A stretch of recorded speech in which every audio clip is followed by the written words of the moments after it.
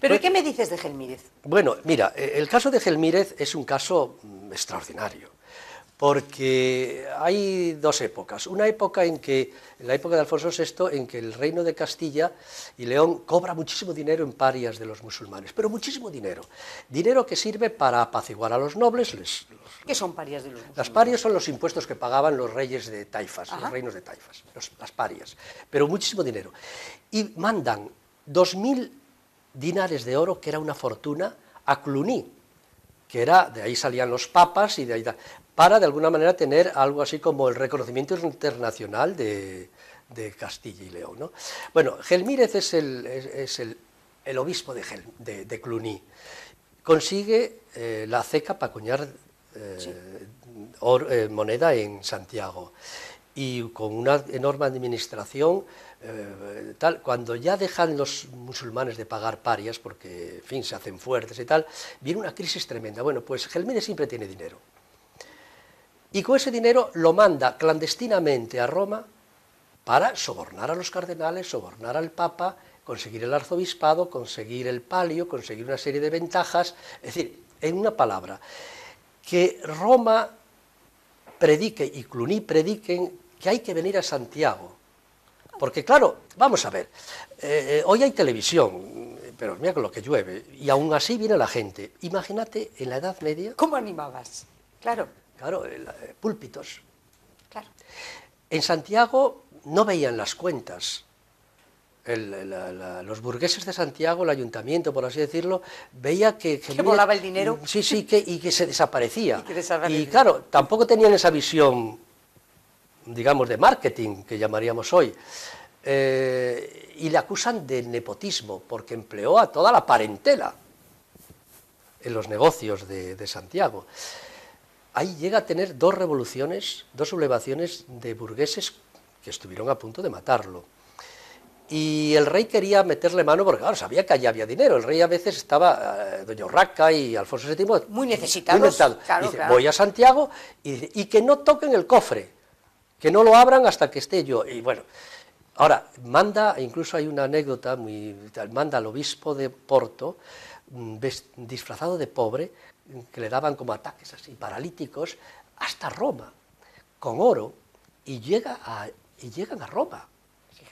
Bueno, y una vez que él lleva el dinero directamente, que pasa por Cluny, el abad de Cluny le dice, mira, deja la mitad del dinero aquí, como una especie de banca, y la otra mitad la llevas a Roma porque vas a tener que sobornar a mucha gente, pero todo lo que lleves te lo van a llevar, te lo van a coger. Deja la mitad aquí. Y que sepan que tienes más. O sea, buen sistema. Bueno, es un hombre, hablar de corrupto en aquella época, pues sí, porque le acusan de nepotismo y le acusan de llevar una administración donde, digamos, el dinero de la catedral y el dinero suyo privado y el dinero de la ciudad está todo mezclado. Sí. Tenía que haber, por así decirlo, tres tesoreros, ¿no? Pues él hace ahí un mejunje y le tenían ganas. Claro, hoy Gelmírez es uno de los personajes positivos de nuestra historia. Había que preguntar. En aquel entonces. En aquel entonces. Por eso te digo que esto de la corrupción, tú citabas ahí a Napoleón, ¿no? Sí, porque Napoleón tiene una cosa muy curiosa. Napoleón dice que le gusta rodearse de gente que roba, de ladrones. Como Talleyrand, por ejemplo. Como Talleyrand, porque es la garantía de que a esa gente la va a tener cogida y que siempre le va a ser fiel, porque roban todos. Entonces están todos como metidos en la misma fíjate, en el mismo cesto. El caso de es terrible. El caso de Talleyrand decían, sabemos que roba 10, pero a Francia le da 100. Claro, ya es... Y hoy lo oímos, yo lo he oído con Jesús Gil, a gente de Málaga, de Marbella, y he oído la cosa de que ¿qué más nos da? O sea, que robe con tal de que se note. Entonces, hasta cierto punto se disculpa. Claro, ahí llegamos a la cosa. Ninguna corruptela, ningún corrupto puede sobrevivir o puede hacer lo que hace sin un cierto consenso social.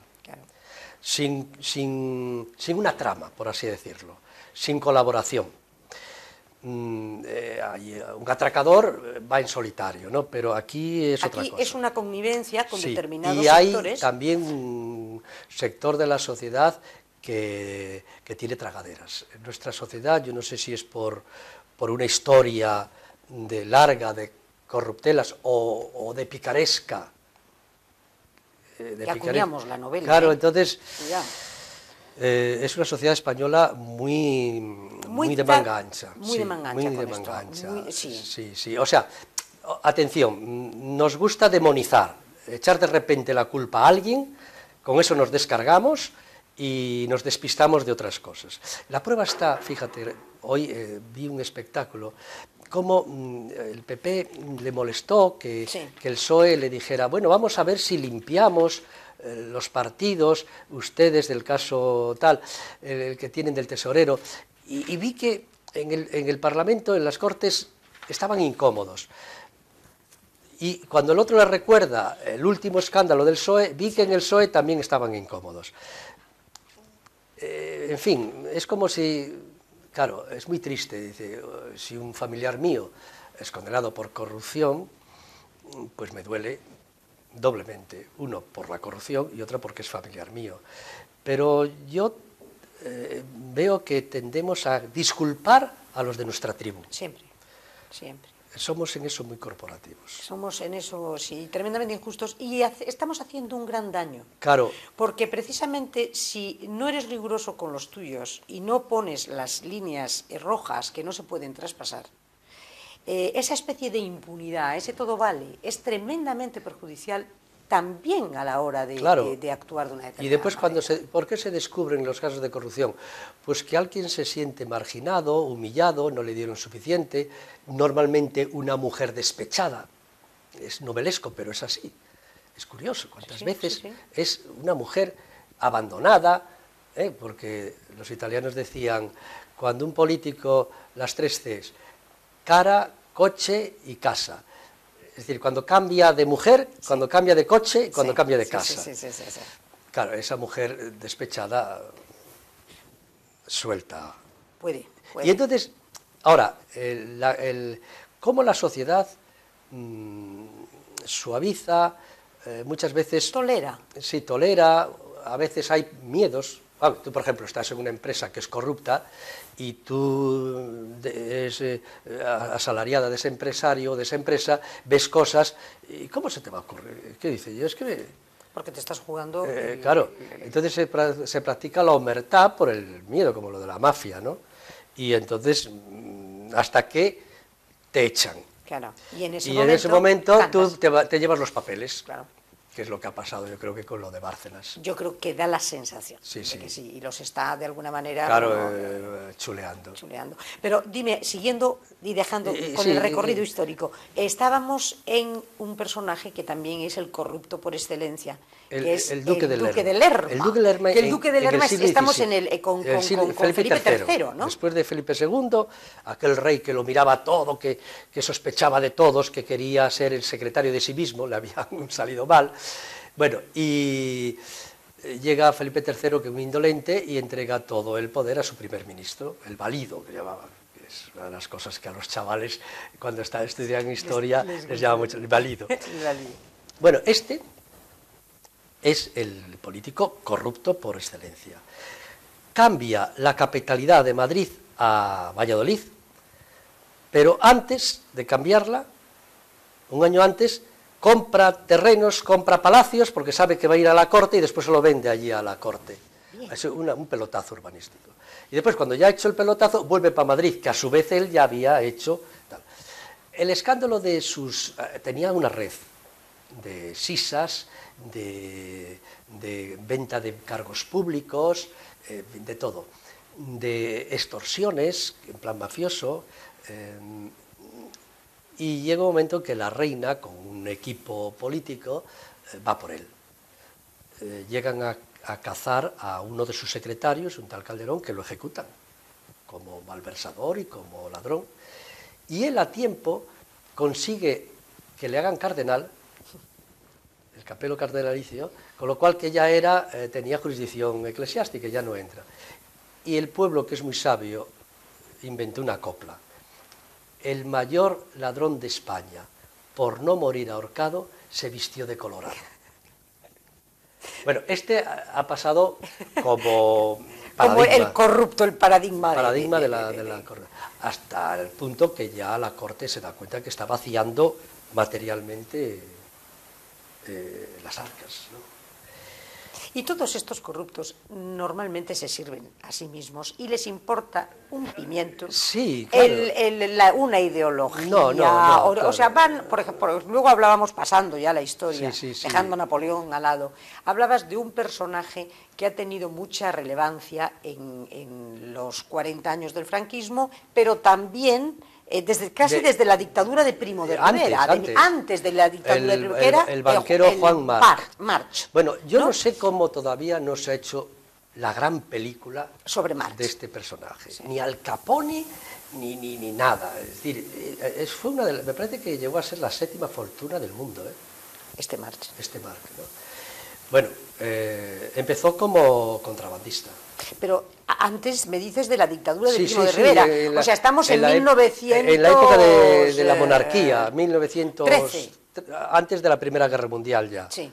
Bueno, él traficaba con todo, sobre todo tabaco, a través de Marruecos y tal. Y tenía ya una red de militares de la ocupación de Marruecos que eran sus enlaces. Después, en la Primera Guerra Mundial, él decía, donde hay guerra hay negocio. Y entonces él suministraba a los submarinos alemanes y a los barcos ingleses, indistintamente. Después, bueno, hay una anécdota incluso que es hasta dramática. Uno de sus socios, un tal Garau, se enamora de su mujer y su mujer de él, y son amantes. Y cuando él lo descubre, se carga al socio. La familia del Garau, que era como algo así como la Cosa Nostra, bueno, guerra total entre dos familias, pero va eliminando sistemáticamente, físicamente, los va eliminando a los Garau, hasta que ya piden la paz. O sea, mafia pura siciliana. No, sí, en Mallorca, en Mallorca. Sí. Después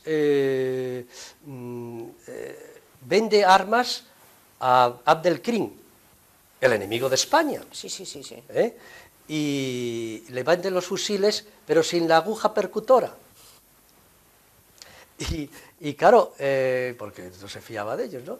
Y al final, cuando ya han recibido el dinero y tal, mandan las cajas con las agujas percutoras en otra Cherbourg, con unos moros y tal. Bueno.